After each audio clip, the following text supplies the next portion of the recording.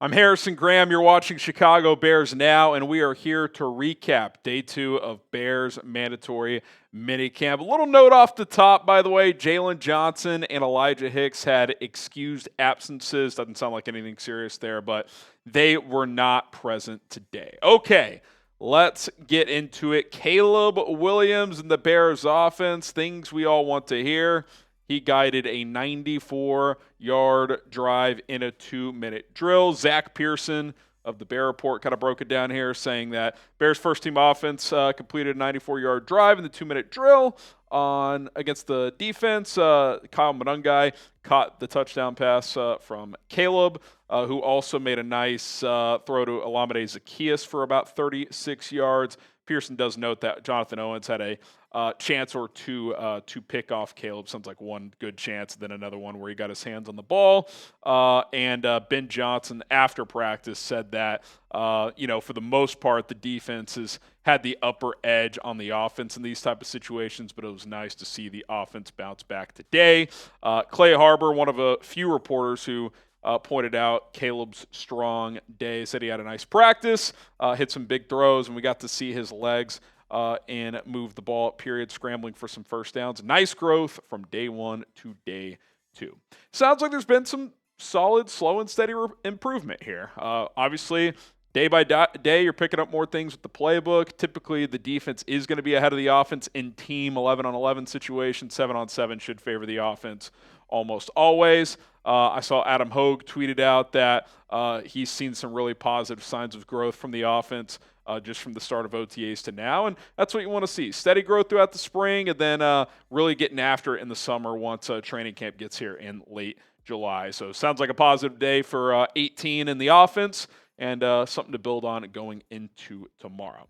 All right, guys, we're getting very close to 124,000 subscribers. You could be number 124,000. Appreciate the 123 and change that have helped make this channel what it is so far. If you want free daily Bears content, subscribe to the channel today. Okay, Jaquan Brisker, who obviously has had a tough, 8-9 months or so as he missed the final 12 games of last year with a concussion. This is the first time he has spoke to the media. I think it was like a podcast a few months ago, but first time he spoke to the media in a, kind of Bears practice setting, whatever the case may be, at the podium type of setup, saying that he's back now. He spoke, kind of showed some vulnerability about how tough it was last year dealing with that concussion and how much time that he missed. He also detailed that, the night before they flew to London, he basically admitted, he was like, yeah, I was just going to push through and go, but I just knew something was off. And that's when he self-reported the concussion symptoms, and obviously it turned into a long journey back from there. Here's what he had to say overall about the battles of last season. He said, it was hard being away from football. It was sad. I got depressed and things like that, but I got over it. It's time to move on, and I'm back now. I felt like I was off, or I would have been able to be out there. And you just listen to him, and he's flying around the way he plays. Like, you can just tell how much playing means to him. And he was even asked, like, what do you have to prove this year? He's like, I just got to prove I can stay healthy. Like, I make plays when I'm on the field, which is completely true. He can play in coverage. He can play in the box. He can hit, which he detailed all of those things. But it's all about staying healthy. And that is key, and maybe what he did in the offseason is going to help him stay healthy. I thought this was a really interesting story he told about kind of addressing this concussion head on. Courtney Cronin kind of paraphrasing it here, talking about how Brisker taught for the first time. But he did go to the University of Pittsburgh Medical Center and was diagnosed with a vestibular concussion, which is what he said the doctors told him. Some of those symptoms include dizziness and vertigo. Brisker said that he had to retrain his nervous system, which included a handful of drills like side-to-side movement, catching tennis balls, in order to gauge the safety's reactionary ability, which all sounds very complicated and things that I am not qualified to speak on, but it certainly was a pretty serious injury, right? Like, if you're out for 3 months with a concussion, that's not a small thing. And, he was even asked, like, can you play long-term? can you play with the same physical mindset? And he's confident that he can. And look, I've always liked Jaquan Brisker. I like the emotion he plays with, the attitude, the swag, the confidence. I think his energy is contagious. He's obviously a good playmaker. I'm rooting for hell like this kid because I would love for this guy to be a 10-year player in Chicago, but I'd also be silly to sit here and just assume it's going to work out. So going to be interesting when the pads go on, preseason hits start taking place. But certainly rooting for him because if he's out there, he is a difference maker. There's no doubt about that.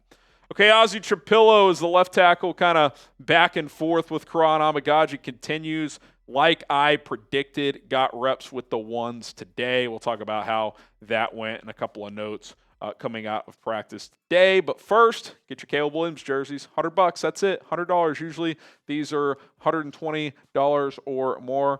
Nike Authentic Caleb Williams jerseys. If you want to represent, get one today, chatsports.com/Caleb jersey. That link is in the comments and description of this video, chatsports.com/Caleb jersey. Clay Harbor again here saying Ozzy was back with the ones today and had a very nice practice. Pads aren't on, but obviously a guy looks uncommon for a rookie. It reminds me of Ryan Ramczyk, really good player, as a rookie when I was with the Saints, how he fits in so quickly. Clay Harbor, former NFL player, for those who didn't know. That's a pretty interesting comp. He's got experience with the young player who became a very good player in Ryan Ramczyk, and he feels like there's some similarities there. And look, we've heard the Bears, both Ryan Poles, Ben Johnson, talk about Trapillo's intelligence. That was something that really stood out. We saw that on 1920 Football Drive, just listening to Ozzy talk ball and the nuances of playing offensive line. Like, he's a very smart player. Like, I don't think picking up the scheme and the pre-snap communication and knowing where he needs to be, none of that's going to be a challenge for him. Obviously, just like the ability to block NFL defensive linemen, that will be, because some guys can, some guys can't. It's why the NFL is as tough as it is. He's certainly got the frame to do it. I think he's got the athletic profile to do it as well. Ben Johnson said yesterday the number one job of an offensive tackle is to pass protect. I think he frames out to be a better pass protector than Kiran Amegadjie does. So I get the sense, I don't know this for sure because there's been a lot of rotating between him and Amegadjie. I think Trapillo's ahead of him, and I think that's who they want to win the job. I am on record saying that. I don't know for sure about who they actually have in front of the other, but I do think they want Trapillo to win it. And I think tomorrow is a semi-important day for that spot in terms of heading into training camp, what the pecking order is. Ben Johnson has said jobs are not won and lost in the spring, but these reps matter. They count because even if a job isn't won or lost, you might have the pole position heading into training camp. Whoever works with the ones tomorrow at left tackle, I would guess, is the first team left tackle to start training camp, unless Braxton Jones is fully healthy to start it and they feel good about him there. But Amegadjie yesterday, Trapillo today, Amegadjie in the one open practice to start week one of OTAs, Trapillo in week two in the one open practice. So in the four practices open to the media, 2-2. So tomorrow, open to the media, I think that's a pretty big deal. For something this time of year, I think it's at least significant. So very eager to see if Amegadjie or Trapillo is the guy working with the first team offense tomorrow.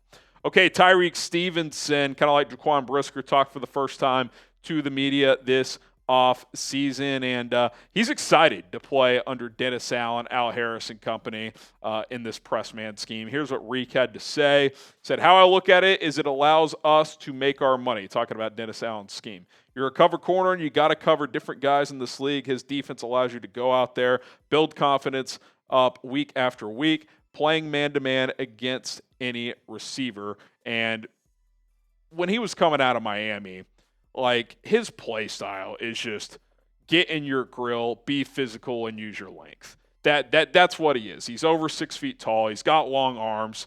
He's rangy. He's got good enough speed. He can make up ground if he does get beat initially. But one thing I've always liked about him is his willingness to be physical. And in a cover 2, cover 3 type of scheme, you can't always show off that physicality. But getting in your grill at the line of scrimmage, mano-y-mano, you're going to get beat some, sure, but you can also set the tone in those type of schemes, and I think that fits this cornerback room in general. Jalen was a press man guy coming out of Utah. Obviously evolved and became a good zone scheme corner as well, so he's very well-rounded. I think Stevenson in this scheme has a chance to really flourish as well, learning from Al Harris. I think is the perfect mentor at the right time, both as a player and just from a mental standpoint. You can just hear that he sounds more mature to me. And he was even asked, like, hey, Ben Johnson told us that he didn't dress the Hail Mary play with you. Has anyone? And he said, there's no need for it to be addressed because I owned it and I owe it to my teammates to bring my best every single day, and I've done that, and they see that. So there's no issue moving forward. So he's flushed it. And I get the sense that everyone has kind of flushed last year, just the season as a whole, because what's the point in dwelling? It's one of the most wasted, irrelevant seasons in the history of team sports. I mean, they were way too talented to go 5-12 last year. That's one of those, you always hear the phrase, just burn the tape type of games. That's a burn the tape type of season in a lot of ways. It's like just do your initial review with this new coaching staff and then move on, because there's really no point in dwelling on what was just a joke of a 2024 season. Okay, are you guys still in on Reek? I've said it all offseason. I am buying my Tyreek Stevenson stock. He's certainly a polarizing player among this fan base, but I am in on him still. I love this scheme for him, and certainly a make-or-break year, it feels like. Type I if you're in, O if you're out. I think he's going to make some plays on the football this year.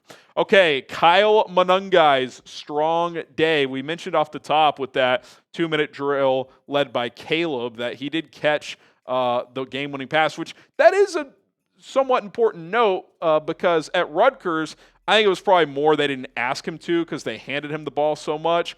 He didn't really do much as a receiving back. Now, he had a lot of touches as a runner, so they probably just had a guy that they would bring in 3rd and longs to handle those duties. And they used him as a pass protector a lot because he's really good in blitz pickup. So that was more of his role on pass downs to help protect the quarterback. But you've seen in a lot of these drills and obviously in that drive there, his ability to catch the football. I don't think he's going to be DeAndre Swift out of the backfield, but if he can at least catch checkdowns, screens, stuff like that, that is certainly a positivity. Harbor, again here, saying that Kyle had an excellent practice catching the football, making some nice plays. Very impressive for a rookie. Guy has some juice. So definitely excited to see that. And look, I want to see the competition raised in this room. I think it's pretty clear Swift is going to be the starter unless they go out and make a big move before week 1 on the trade market, which I'd be a little surprised at this point, but you never know.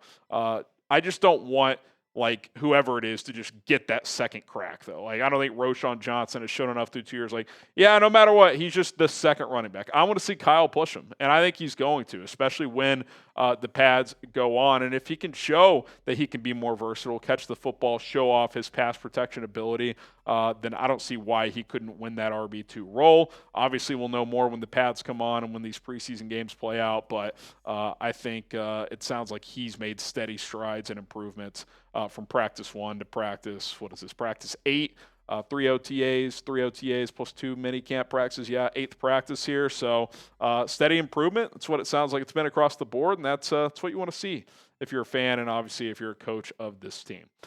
All right, guys, appreciate it for making it to the end of the video. Hit that subscribe button if you haven't already. TBD on the content flow tomorrow. We'll have some kind of video up in the morning. I am on a half day because I'm traveling to the beach. So I don't know if we'll have a night video tomorrow or if I'll have to recap minicamp on Friday, winners and losers video. We'll figure it out, but keep us locked in, subscribe, turn on the notifications. That way you never miss any of our content. Keep up with me on social as well, at HGramNFL. I'll have any relevant updates over there, and we'll see you guys soon here on Chicago Bears Now.